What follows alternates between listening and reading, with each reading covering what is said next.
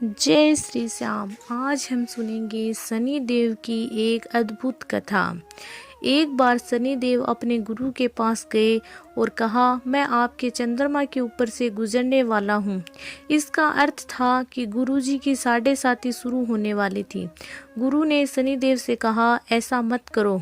लेकिन शनि देव ने कहा, अगर मैं आपको छोड़ दूंगा तो ये कर्तव्य से विमुख होना होगा, इसलिए मैं ऐसा नहीं कर सकता। गुरु ने पूछा कि तुम कितने समय के लिए मुझ पर दृष्टि डालोगे? तो शनि देव ने जवाब दिया, 7.5 साल के लिए।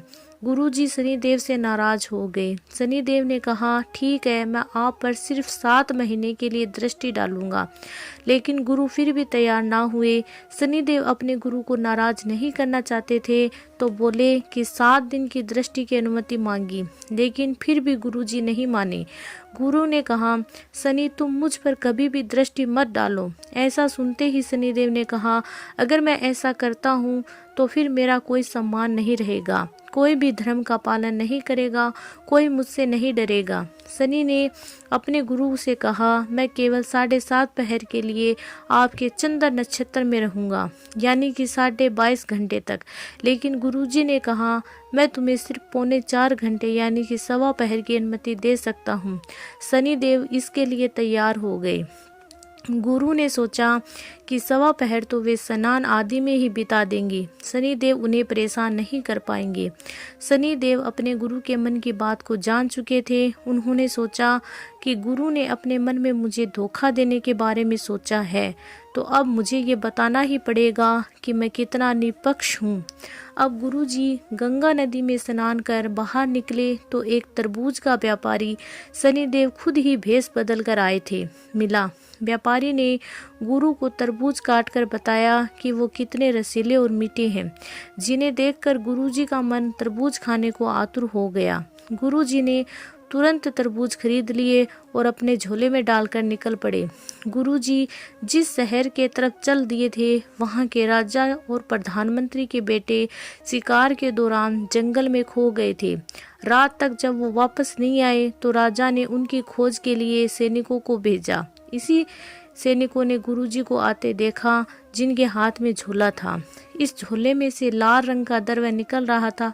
सैनिकों ने गुरुजी को रोका और झोला खोलकर देखा तो वे सन्न रह गए। गुरुजी के झोले में राजा और प्रधानमंत्री के बेटों के सिर थे और रक्त बह रहा था। सैनिक गुरुजी को पकड़कर राजा के पास ले गए, जहां गुरुजी को मृत्यु दंड की सजा सुनाई गई।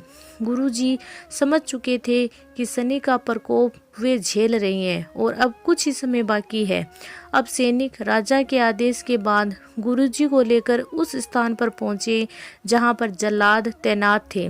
जल्लादों ने जैसे ही गुरुजी को मारने की कोशिश की तो गुरु ने उन्हें लालच दिया और कुछ समय के बदले चांदी के सिक्के देने की बात कही। जल्लादों ने लालच में आकर गुरुजी की बात मान ली।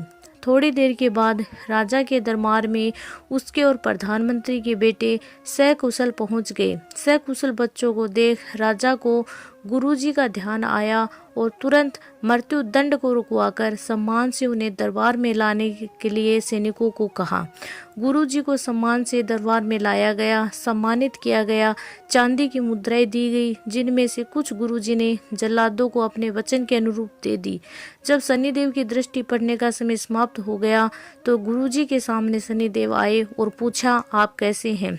गुरुजी ने कहा, जब सिर्फ 4.25 घंटे में मैं मृत्यु शैया पर पहुंच सकता हूं, मुझ पर कलंक लग सकता है, तो फिर आम लोगों का क्या होगा, जिन पर तुम 7.5 और ढैया लगाते हो। गुरुजी ने शनिदेव से वचन लिया कि इतना विचलित किसी को नहीं करोगे। इस पर शनिदेव ने कहा, मैं वचन देता हूँ, अगर मेरी दशा और महादशा में किसी ने अहंकार नहीं किया तो मैं भी उसे परेशान नहीं करूँगा, लेकिन अगर किसी ने अहंकार दिखाया तो मैं उसे दंड अवश्य दूंगा। बोलो शनिदेव की जय हो।